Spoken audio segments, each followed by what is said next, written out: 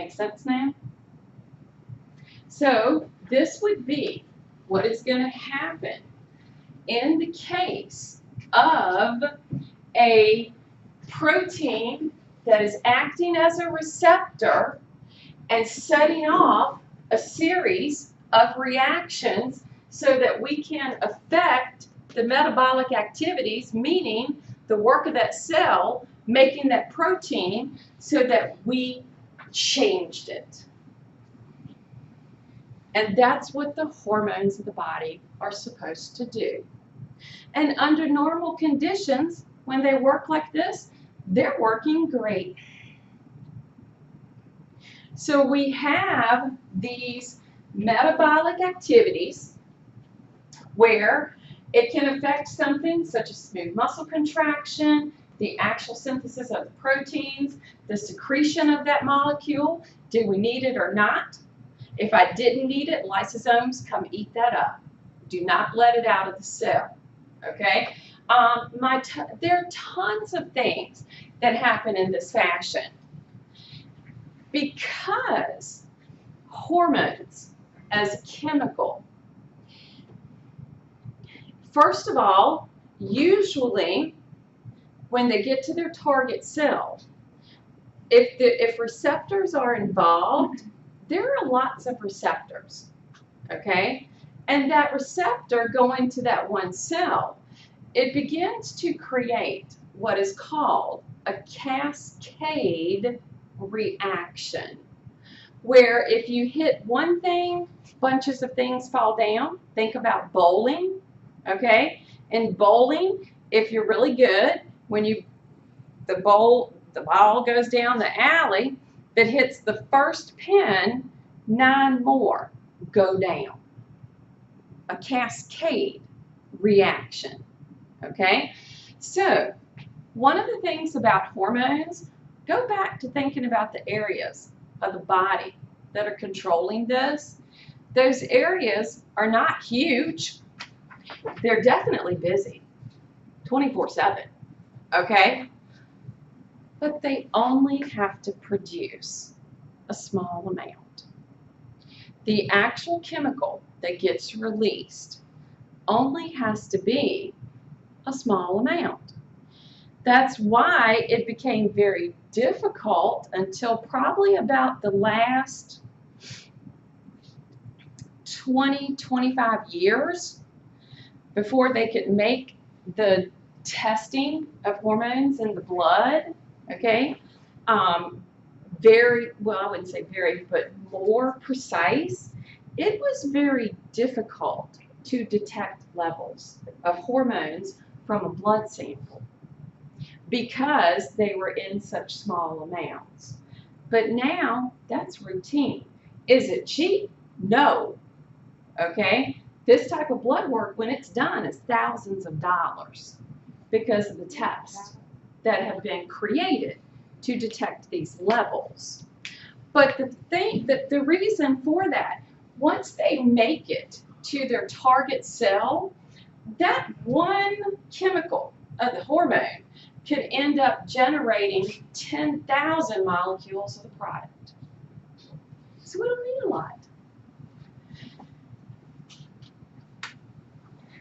If we begin to think, now the ones that are fat soluble, they get to move directly through the plasma membrane, go to their receptor, which, like I said, is usually the DNA. And they get to affect that protein right there, meaning the H2GCs, okay? They get to affect it right there. One of the things that happens, our target cells, the target cells are unique in their own right. Because first of all, they're going to have receptors. And those receptors, like I said, we want to make sure that these hormones, we don't get to have too many, too little, and the effects that come with that and so forth. Those target cells actually get to control their receptors. They can either create more receptors on their cell membrane so that they can pick up more of the hormone molecules, or they can decrease their receptors to decrease the amount of hormone that they take in. So the target cells get to have a little bit of a control over the amount of hormone being used.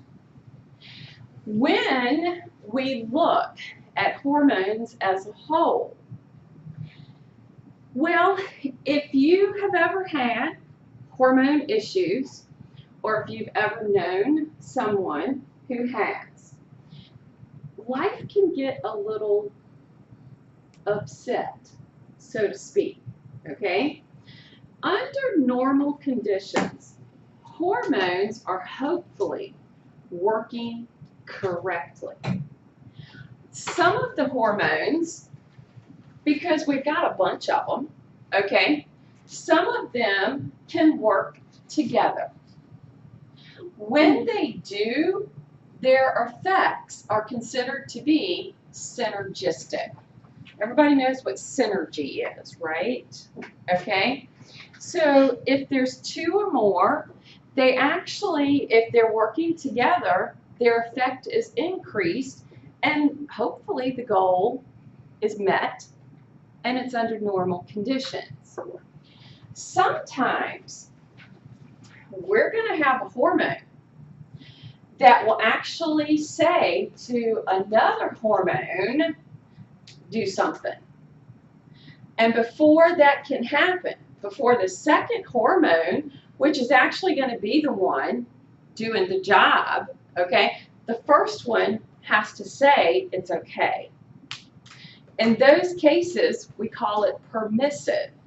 And you're going to see that in just a second. I'll show you a for example. Sometimes they work against each other. That's antagonistic. One of the things that we have to remember about hormones, they are chemicals.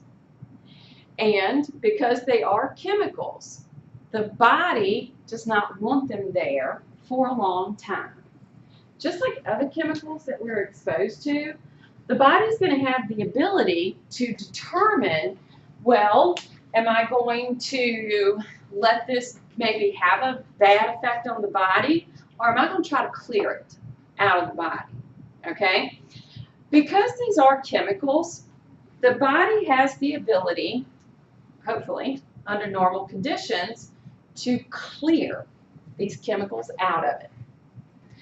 All of them have what's called a half-life.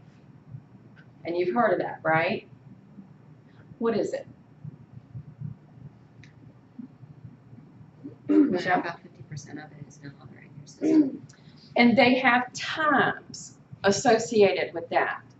They'll say, okay, well, chemical A stays in the body for 3 hours. After 3 hours, 50% of it is now clear. And that remaining 50% takes another 3 hours. And the remaining 3, in other words, that is the half-life, the clearance rate, is based upon how long does it take to clear that chemical out of the body to 50%. And we pretty much know that for all chemicals. So we look at this as being our metabolic clearance rate. We are going to be dependent very heavily on the liver and the kidneys to do this. This is the reason that when we talk about the activity of hormones, their mode of action, even though it seems like it's fast, is not. And it's the reason that their effects that they might have in the body last for quite a while. It's not like a neurotransmitter from the nerves where it happens and it's over quickly. because hormones have to go through the blood and they have to be broken down. They take longer and last longer.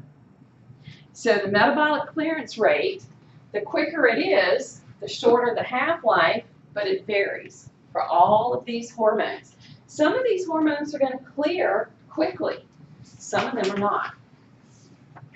Something else that is discussed in this chapter, stress.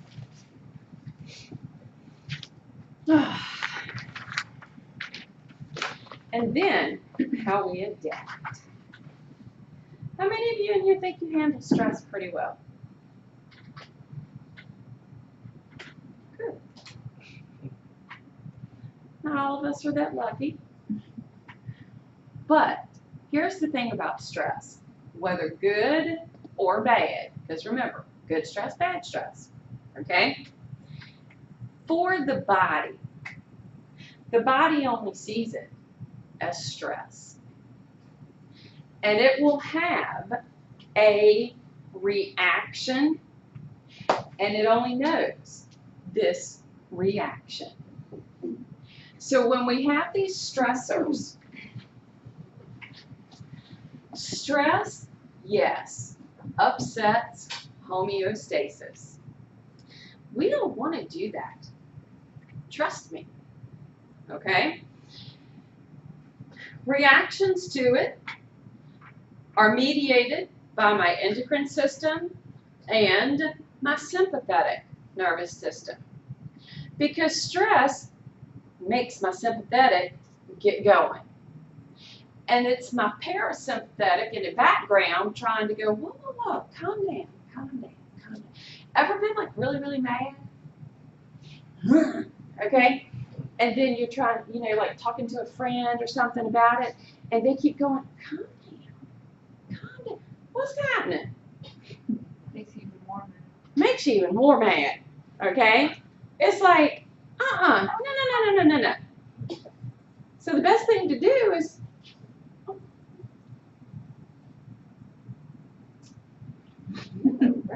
right?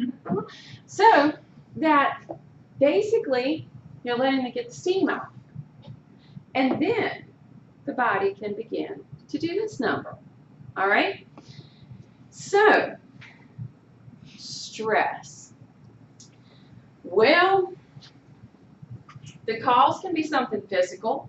Maybe there was, I don't know, maybe you tripped and broke your leg. Okay? That's a physical issue. Emotional, much more difficult. Okay? Higher order areas of the brain are kicking in, and trust me, that creates a ton of stress.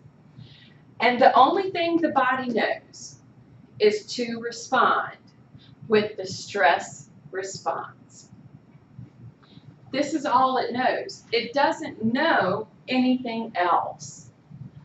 It's also known as the General Adaptation Syndrome, or GAS. I know. Could have been a little more inventive in lab that day, but they weren't. Okay? But there are 3 levels to the activity of the body. And remember, this is the only thing it knows. It knows to be alarmed. The initial, okay, that's what it knows. This means we're going to start kicking in the areas of my endocrine and sympathetic, norepi from my sympathetic, epinephrine from my adrenal medulla. We begin to prepare the body for the fight or flight. We begin to consume stored glycogen, meaning the sugars, because we've got to have the energy. Angiotensin and aldosterone are going to get released. We're going to see effects to blood pressure. Blood pressure is going to rise. Okay? Then, if this reaction right here continues for an extended amount of time, the next thing is the stage of resistance. The body's going to try to say, I can't do this anymore. Whoa, hold up. Basically, my glycogen, my glucose